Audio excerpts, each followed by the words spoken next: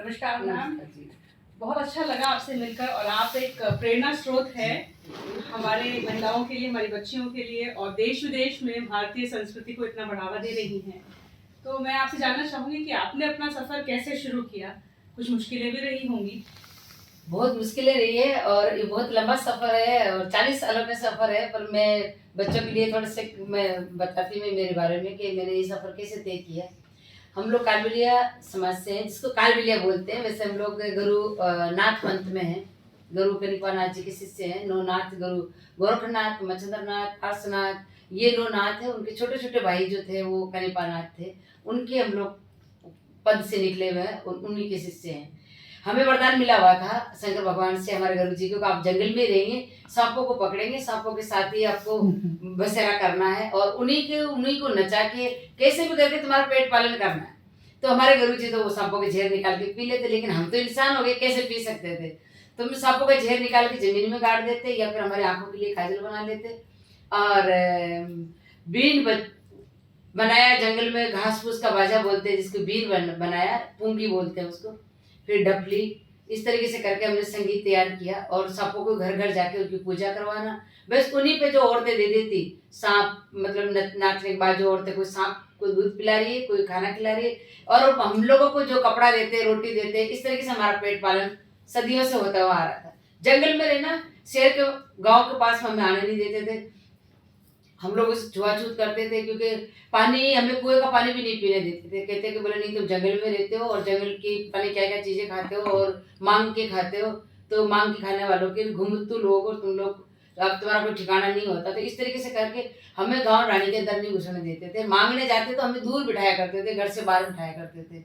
तो ये हमारे सदियों से चलता आ रहा था। इतनी परेशानियों को देख कर हमारे समाज में एक रूल बनाया हुआ था कि अपनी लड़कियों को नहीं रखेंगे ज़्यादा, क्योंकि एक लड़की रख लेंगे कि आंगन कमरा नहीं रहे, कि भाई होता कि बेटी बहुत ज़रूरी होती है। एक लड़की रख लो, कोई दिक्कत नहीं है, लेकिन ज़्यादा लड़कियां के नहीं रखेंगे।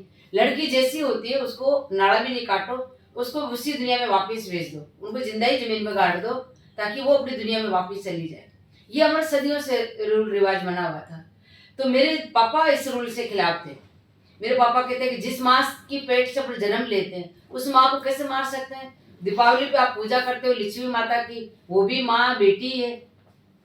संगीत के लिए सरस्वती की पूजा करते हो और लक्ष्मी को, आप दुर्गा को शक्ति के लिए पूजा करते हो, संगीत पाने के लिए सरस्वती की करते हो। तो रात हम लोग रहते थे अजमेर के पास में, वहां से मेरे पापा दादा को छोड़ के और अजमेर आ गए थे, अजमेर रहने लगे। तो मेरे पापा की शादी हुई, 3 बहनें हुई, मेरे पापा ने नहीं मारा। 3 भाई हुए, 6 बहन भाई, 7वां नंबर मेरा हुआ। और औरतों ने, धनतेरस का दिन था, दीपावली का, तो औरतों ने सोचा कि चलो ये लड़की हुई है, इसको गाड़ देते हैं, इसका बाप तो है नहीं घर पे। तो जो दाई माई होती है जन्माने वाली, वो औरतें मुझे ले जाके जमीन में गाड़ दिया और माँ को बताया नहीं कि लड़की हुई या लड़का। बाद मेरी माँ ने पूछा कि मेरे बच्चा हुआ तो था, रोया पर गया कहाँ। औरतें धमका के चली गई कि जो भी था वो तो जमीन में गया, हमने गाड़ दिया उसको। तो मेरी माँ रोने लगी। मेरी मौसी को हाथ जोड़ के कहा कि कैसे भी करके मेरी बेटी को कहाँ गाड़ा, मुझे बता दो, कौन सी जगह अपनाया उसको। तो मेरी माँ मौसी कही नहीं, मैं समाज के खिलाफ नहीं जाऊंगी। फिर वो रात की 11 बजे आई और आके कहा कि मैं बताती हूँ कहाँ उस लड़की को मारा, लेकिन वो तो मर गई होगी बोला अभी तक। मेरी माँ ने कहा कि नहीं, मेरा दिल कहता है, विश्वास कहता है कि मेरी बेटी नहीं मरी होगी, वो जिंदा मिलेगी मुझे। मेरी माँ और मेरी मौसी गई और उस जगह से मुझे निकाल के लेके आया जिस जगह मुझे जमीन में जंगल में गाड़ दिया था। क्या करते हैं, हमारे खड्डा खोदते हैं, जमीन में डाल देते हैं बच्चे को, फिर उसके ऊपर घास फूस डालते हैं, घरी घास, फिर मिट्टी डालते हैं ताकि बच्चे को सांस मिले, वो आराम से अपनी दुनिया में जाए और वो अपने घर में भी हरा भरा घर को छोड़ के जाए। इस तरीके से रिवाज था। फिर मेरी माँ का विश्वास जीता और मेरी माँ ने हिम्मत जुटाई, जो वहाँ धरती माता के 5 घंटे पेट में रहने के बाद में भी मेरी माँ वापस लेके आई मुझे और उनको मैं जिंदा मिली और माँ का विश्वास जीता। इसलिए मैं हर माँ को कहना चाहती हूँ, हर बेटी को कहना चाहती हूँ कि आप भी अगर माँ बने कभी या फिर माँ हो तो ये कन्या भ्रूण हत्या चलता है ना, ये नहीं चले। अगर आप संभाल लो अपनी बेटी को पेट में कि नहीं मेरी बेटी है, आपको पता है बेटी की जगह आप बेटे को भी मार सकती है। तो आप बस माँ और पापा को समझना है, दोनों को। तो जो भी जन्म रहा है हिंदुस्तानी नागरिक अपने घर में आ रहा है, उसका अच्छा वेलकम करें। तो मैं सब पेरेंट्स को यही कहना चाहती हूँ कि मेरे माता पिता ने हिम्मत जुटा के मुझे जिंदा रखा, आप भी रख सकते हैं। बहुत उसके बाद मेरा सफर स्टार्ट हुआ कि पापा मुझे 6-7 महीने की थी तो वो पापा मुझे साथ लेके जाते थे, क्योंकि समाज से खिलाफ था एकदम रूल। तो वो चाह रहे थे मुझे मारना, लेकिन पापा मेरी बहुत रखवाली करते थे। सांपों को नचाने लेके जाते, साथ जाते थे। माँ के दूध की मन में आती तो वो सांपों का बचा हुआ दूध मेरे पापा मुझे पिला देते। साल 1.5 साल की हुई तो मैं सांपों के साथ डांस करना स्टार्ट हो गई। तो बस ऐसे लगता है कि डांस मेरे साथ जन्मा, मैं डांस के साथ जन्मी हूँ। मैं सांपों का झूठा दूध पीती थी, पापा के साथ रहती, बिन वो सांपों के साथ नाचते नाचते 7-8 साल की थी तब मैं पुष्कर मेला में डांस कर रही थी। ऐसी औरतें छुप छुपा के मेरे को लेके जाया करती थी कि आप मर्द लोग नहीं देखे, अपन 2 पैसे मिल जाए। तो इस तरीके से मेले में मैं पुष्कर में डांस कर रही थी, और वहां से मुझे सरकारी लोगों ने देखा, टूरिज्म डिपार्टमेंट वालों ने, और वो मुझे मंच दिया।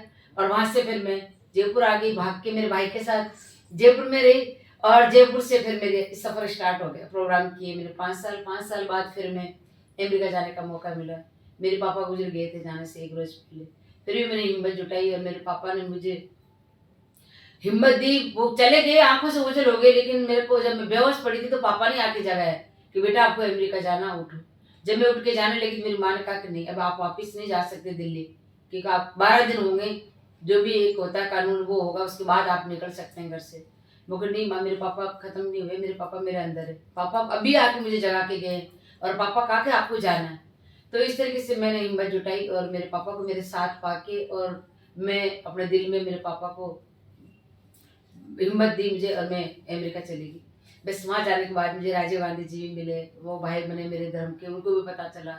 वहाँ की सरकार मुझे रख रही थी लेकिन मैं नहीं रही, और लता जी भी मिली, उनका आशीर्वाद भी मिला।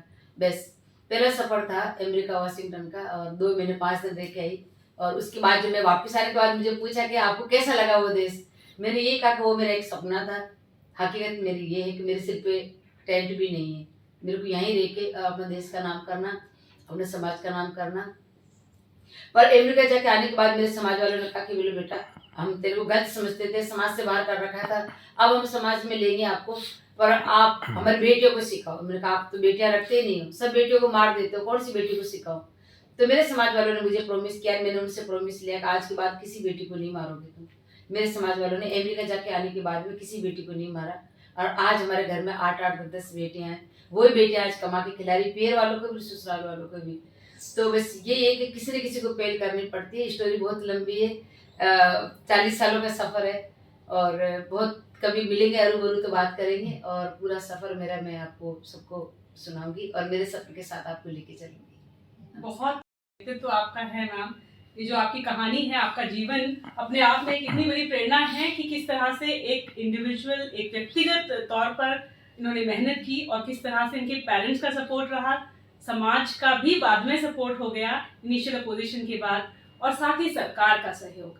तो यहाँ जो ये बहुत सारे डिफरेंट एलिमेंट्स हैं हमारे एग्जिस्टेंस के, उन सब ने मिलके जब एक बार सहयोग किया, तब मैम के जैसी एक शख्सियत उभर के सामने आई, और बहुत सारे लोगों के लिए, बहुत सारी बच्चियों के लिए उन्होंने एक रास्ता खोल दिया। तो समाज से हम मिशन शक्ति के तहत भी, जिसमें कि हमारे उत्तर प्रदेश सरकार ने इनिशिएटिव लिया है, पहल की है, उसके तहत भी ये कहना चाहेंगे कि जिस प्रकार मैम अपने इंडिविजुअल दम पर, अपने पेरेंट्स की सपोर्ट, अपनी गवर्नमेंट की सपोर्ट के साथ आज देश विदेश में अपने भारत का नाम रोशन कर रही हैं, वैसे ही हमारी बाकी बच्चियां भी कर सकती हैं। और आप सब अपनी अपनी बेटियों को जीने का अवसर दें, उनकी प्रतिभाओं को सामने आने का अवसर दें।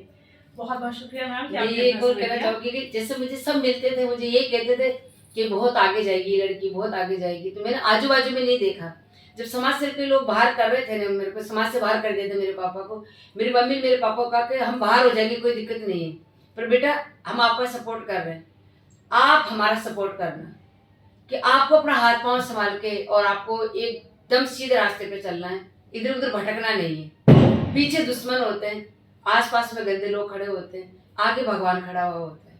भगवान का हाथ पकड़ के आप चल पड़ो, आपको कहीं भी कोई नहीं रोकेगा। पीछे दुश्मन वाले अगर पीछे घूम के देख लिया तो वो लोग आपको वहीं बैठा लेंगे, और आप भटक जाओगे। तो बस मेरे मम्मी पापा का कहा माना, और मैं अपने रास्ते पे चल पड़ी। जो भी देखते मुझे ये कहते बहुत आगे जाइए, आगे जाइए, आगे जाइए। आगे आगे के चक्कर में 165 कंट्री जा चुकी हूँ।